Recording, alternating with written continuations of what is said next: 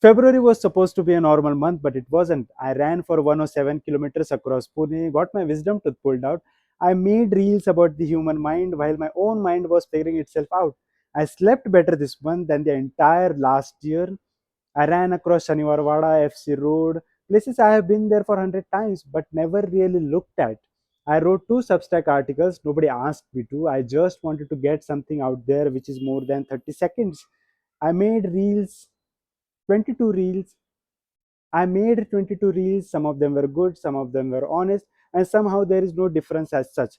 And somewhere between the reels and the surgeries and the running, I started doing something. I started doing things which I kept skipping last year. Not because I was forcing myself to do it, I just wanted to stop negotiating with myself.